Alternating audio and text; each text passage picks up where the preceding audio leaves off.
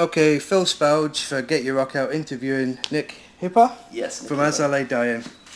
Anyway, Nick, thanks very much for meeting me today. Just first question, in your time in Glasgow, have you had any chance to see any of the sights?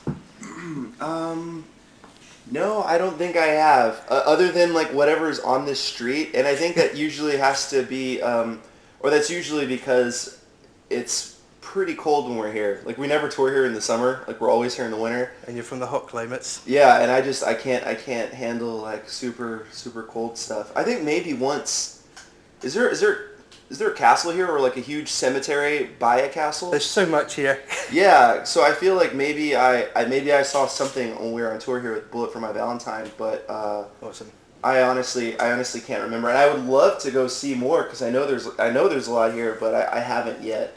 Well, it's quite a tight schedule as well. Manchester yesterday, wasn't it? Yeah. Right, who's the joker of the band in As I Lay Dying? Anybody in particular goes out of his way to create mischief? I think we all have. I think we all have that part of our personality, but it's all different, you know. Like Well, what's the worst thing somebody's done on tour? the worst thing that somebody's done. I can't. You know, it's so hard to say right now. I think So much. I think Josh and our tour manager Matt always find themselves doing things that like, you know, that are slightly more childish but really funny.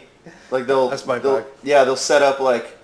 I remember on the last story here, we were sharing a bus with Septic Flesh, but they would set up these like like duct tape booby traps. So when you got out of your bunk and were trying to walk to the bathroom, you'd like trip and fall or get duct tape all over you, and like little stuff like that. It's like, dude, what are you, like 12 years old? You know? And I actually got pissed because I almost like fell down the stairs, but you know they were like laughing at the storm, and I can't hate on them for that because that was pretty creative. So has been any mishaps or adventures on this tour so far to speak of? No, the tour pretty much just started, so yeah, it's been pretty mellow. You know, we played Manchester, and then you know I was saying I was a little under the weather, so I slept until like 3 today. So Rock and roll. yeah, I actually haven't had enough time to you know get into anything crazy. Excellent. Right, As I Lay Dying's got 6 albums under the belt now. How would you feel about the Billboard 200 peak of the last one, coming at number 11? Oh yeah, well actually. Was that better than you thought, or were you hoping it was? Yeah, well, all of them are better than we were expecting. You know, even this one, I think. Oh wait, are you sure? It wasn't the Pilot's Rise that came out at 12, and this one that came out on 11, or that came out at 11. Awaken came in at Billboard 200 peak of 11. Oh, peak of yeah. Okay, so yeah, sorry, I misunderstood the question, but for me, it was definitely a surprise that it debuted that high because it was a pretty just big week for music with like Mumford and Sons and No Doubt and Green Day and Blue Fiasco, like all those type of bands. So still, our music is really heavy, and I don't see how it could ever get that rank up that high, but it did. And you know, we were really happy with it, but I think the real like satisfying thing about the whole experience was just like the feedback we were getting from all of our fans, because we felt like we delivered like a really strong record, and we were really proud of it. Your last album is just amazing. Oh, thanks. That's my favorite. Oh, well, cool, thanks. Yeah, and so just to hear people, you know, comment and write reviews that are so favorable, you know, that was. You've got a really big following now starting up. You've got, I'm looking on Facebook there, you've got more followers than Trivium do. Oh, you know, but the internet doesn't really mean like, you know, because we might have. But it just more. shows how popular you are to get that. Oh yeah, you know, we're really grateful for all the support we've gotten over all the years, and even to have been doing it with Trivium. Like we've known each other since 2005 was the first time we toured with each other. So to be able to be on tour 7 years later and our bands are both still doing well, like, that's, you know, it's a dream come true. So who do you draw the inspiration from when you're writing your music?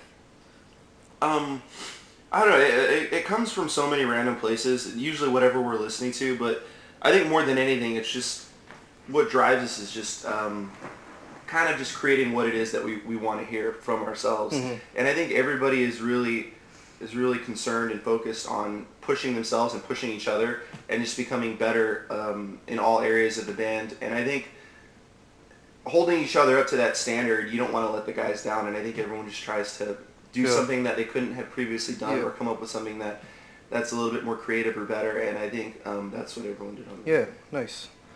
Okay. When you're on tour, have you got any necessities you need to take with you? any special food or drink you need, or is there a special cuddly toy or Yeah. mom's blanket that you need to take with you? Well, it's funny because Tim and I actually always fly with like a ton of like supplements. Because we try and stay somewhat fit. So we flew out with like a bunch of Muscle Farm protein powder and. I obviously wouldn't know anything about that. As you can.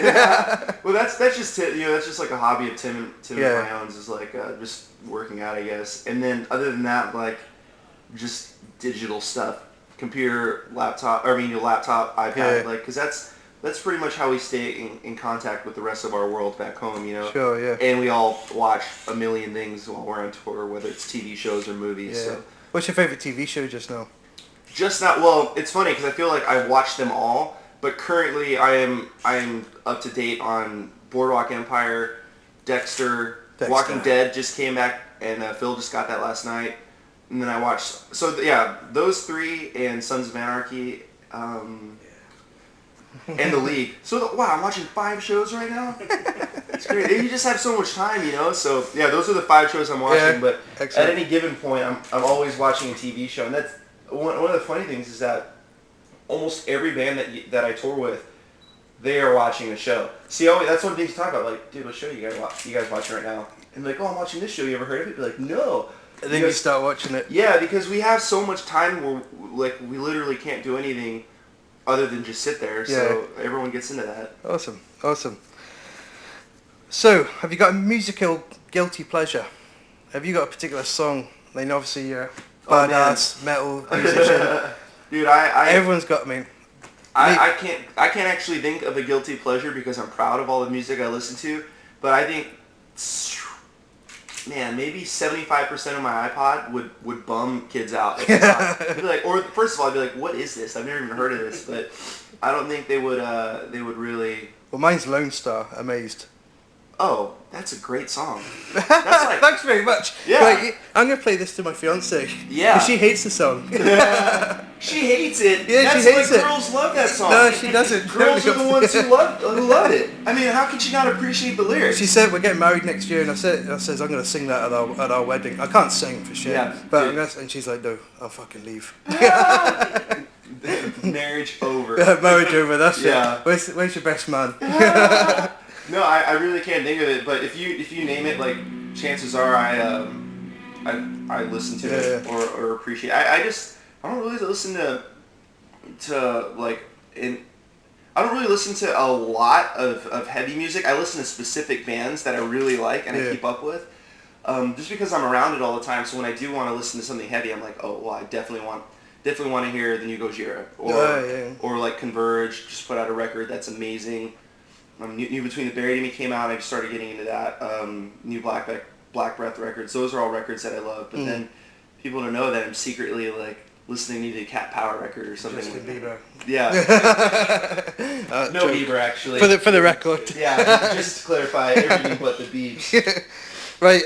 I've been reading some of the things online and whatnot.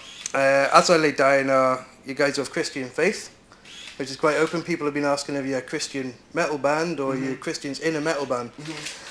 So, seeing the answers on that, what I'd like to know is, do you feel, being of the faith, you can attract the people from equal religions who might not otherwise listen to your music? I don't know. It's weird because we have.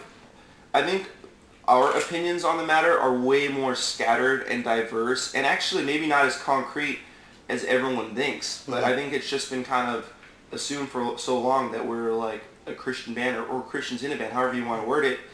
But I think we're constantly just evaluating what it is that we believe in and what we put our faith or lack thereof in. And it's funny because we, I think people look up to us in a certain sense because we think we're a certain way, but I think, we are just as, what's the word?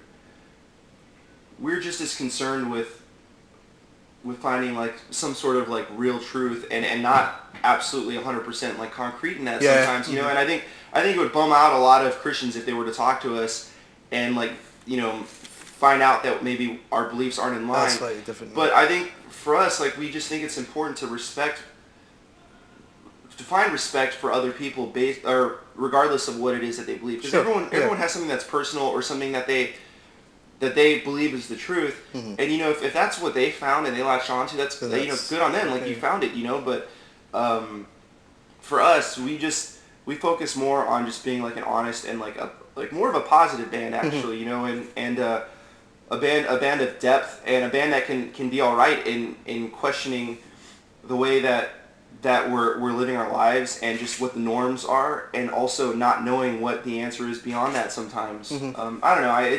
I'm not trying to be vague, but I think we aren't as I think 100% Hardcore. sold on hardcore on it as everyone might think. Cool.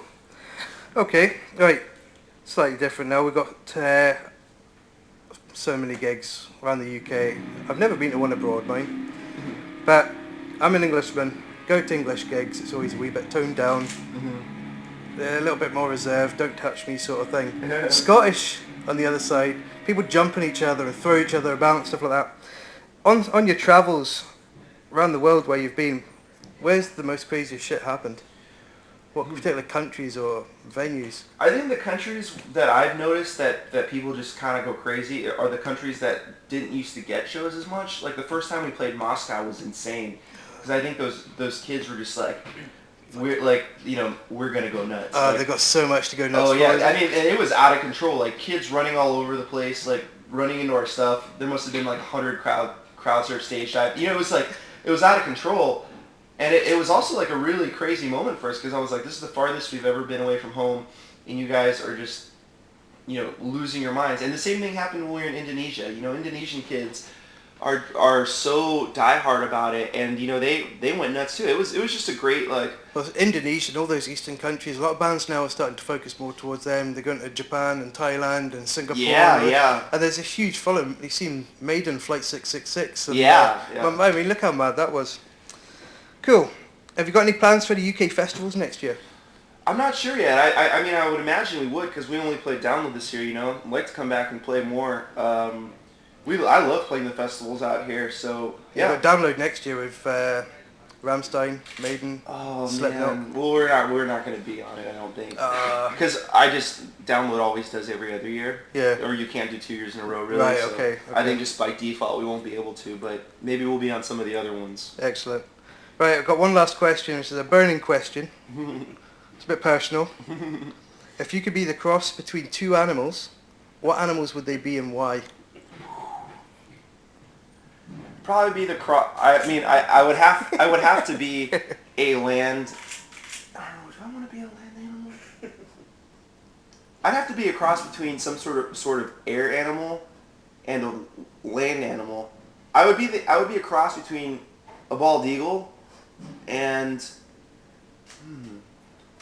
probably an orca. because an orca is actually the apex of the. It is, yes. They are the very top of the food chain.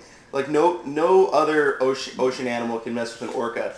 And then if I was a bald eagle, the bald eagle is pretty high up on the food chain. And in the bird stakes, it's pretty high up as well. Yeah, exactly. And so if I was a mixture of both, I would be able to have complete dominance of both land or air and water, and then being that I'm an eagle, I would be able to survive on land.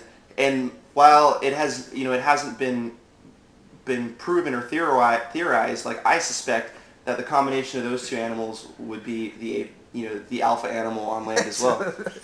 I love that explanation. Yeah, so that's why I would be.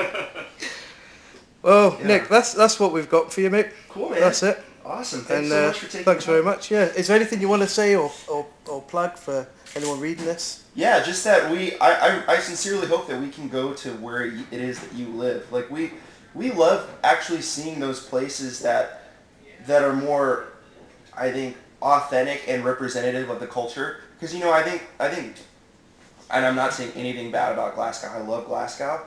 But like I said, like I've only seen this area around the venue, and it's a lot like any other city. You know, I know that there's probably like a lot of cool stuff around it, and I have to go to, but I haven't been able to see it. And so, just anywhere we go, I would like to see what it is that that locals really do, and what makes the place the place. So.